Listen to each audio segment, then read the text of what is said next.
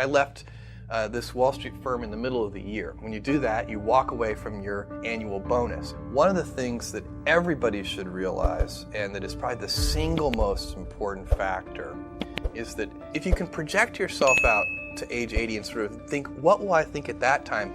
It gets you away from some of the daily pieces of confusion. And the short term can confuse you, but if you think about the long term, then you can really make good life decisions that you won't regret later. Most regrets, by the way, are acts of omission and not commission. I knew that when I was 80, I was not going to regret having tried this. I knew that if I failed, I wouldn't regret that. Trying to participate in this thing called the internet that I thought was going to be a really big deal. But I knew the one thing I might regret is not ever having tried. And I knew that that would haunt me every day. When I thought about it that way, it was an incredibly easy decision. What I want to talk to you about today is the difference between gifts and choices.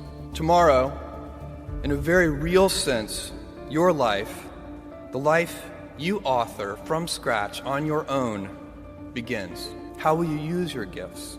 Will you guard your heart against rejection? Or will you act when you fall in love? Will you play it safe? Or will you be a little bit swashbuckling? Will you be clever at the expense of others? Or will you be kind? Cleverness is a gift. Kindness is a choice. Gifts are easy. They're given after all. Choices can be hard. You can seduce yourself with your gifts if you're not careful. And if you do, it'll probably be to the detriment of your choices. I'm sure one of your gifts is the gift of a smart and capable brain.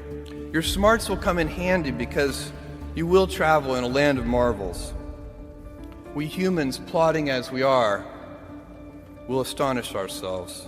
Atom by atom, we'll assemble small machines that can enter cell walls and make repairs. Jules Verne, Mark Twain, Galileo, Newton, all the curious from the ages would have wanted to be alive, most of all, right now.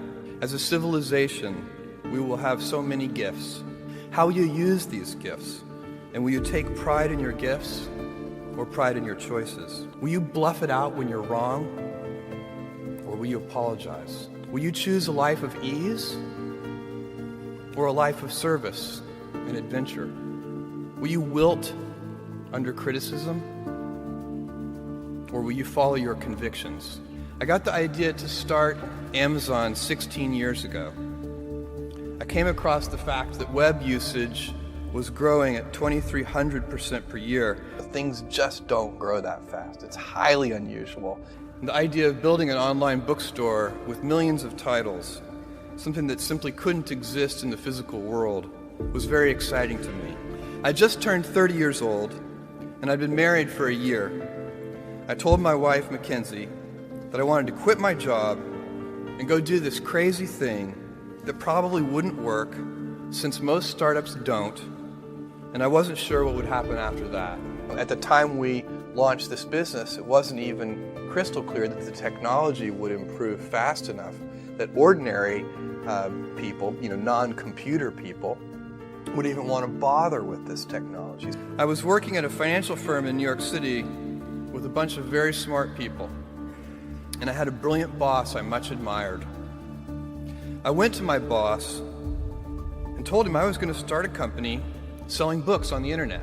I didn't think I'd regret trying and failing. And I suspected I would always be haunted by a decision to not try at all. He took me on a long walk in Central Park, listened carefully to me, and finally said, "That sounds like a really good idea, but it would be an even better idea for someone who didn't already have a good job." That logic made some sense to me, and he convinced me to think about it for 48 hours before making a final decision. Seen in that light, it really was a difficult choice, but ultimately, I decided I had to give it a shot. I went away and was trying to find the right framework in which to make that kind of big decision. And, I'd already talked to my wife about this, and she was very supportive and said, look, you can count me in 100%. As a young boy, I'd been a garage inventor. I'd invented an automatic gate closer out of cement-filled tires, a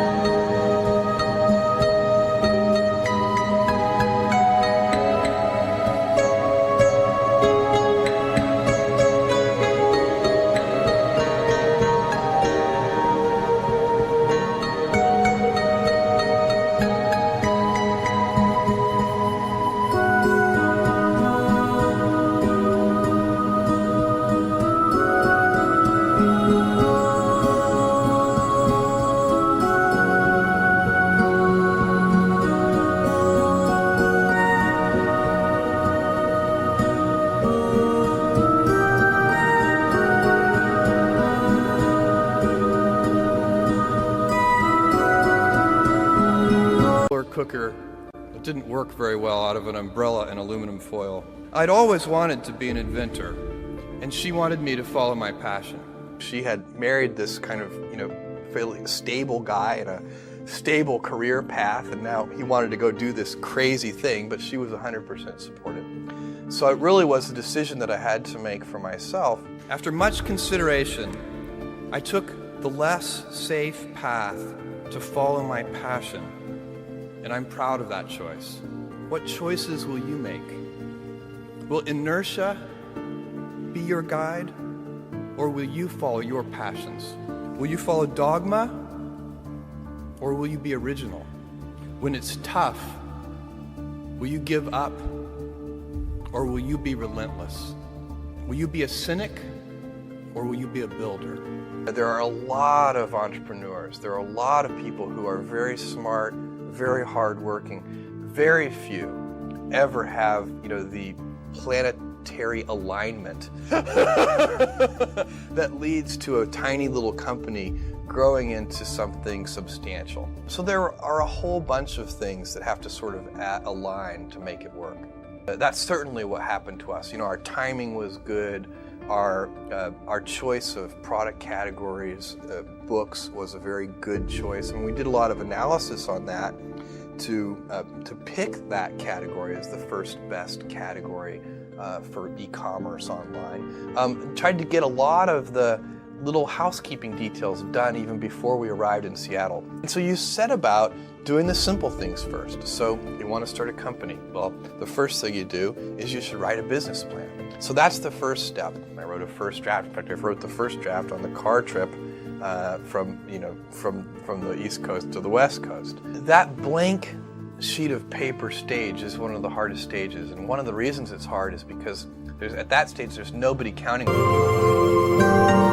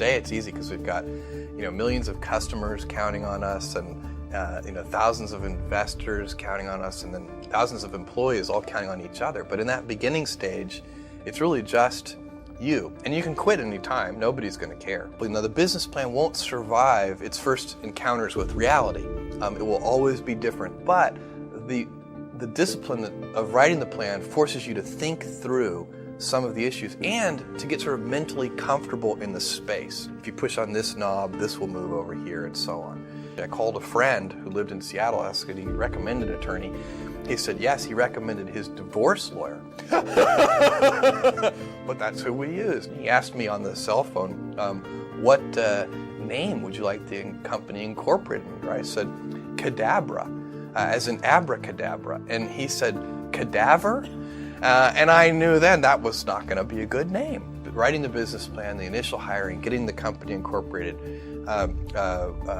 all these are, they're very, in a way, they're sort of, simple, almost pedestrian tasks, but that's how you start, one step at a time. The first sort of initial startup capital for Amazon.com came primarily from my parents, and they invested a large fraction of their life savings in what became Amazon.com. It was a very bold and trusting thing for them to do. And I told them that I thought there was a 70% chance that they would lose their whole investment, which was a few $100,000. And they did it anyway. And my dad's first question was, what's the internet? Okay, so he wasn't making a bet on this company or this concept. He was making a bet on his son. And when we launched that store in July of 1995, we were shocked at the customer response. Literally in the first 30 days, we had orders from all 50 states and 45 different countries. We talked to our landlord and we expanded into a 2,000 square foot basement warehouse space. And then we would spend all afternoon and into the wee hours of the morning packing up the orders and shipping them out. I would drive these things to UPS, and so we get the last one, and we wait to the last second, and they always would take pity on me and sort of open up and let us, ship things late. That early stage, by the way, of Amazon.com, where we were so unprepared, is probably one of the luckiest things that ever happened to us, because we had to work with our hands so close to the customers, making sure those orders went out, really set up a culture that served us well.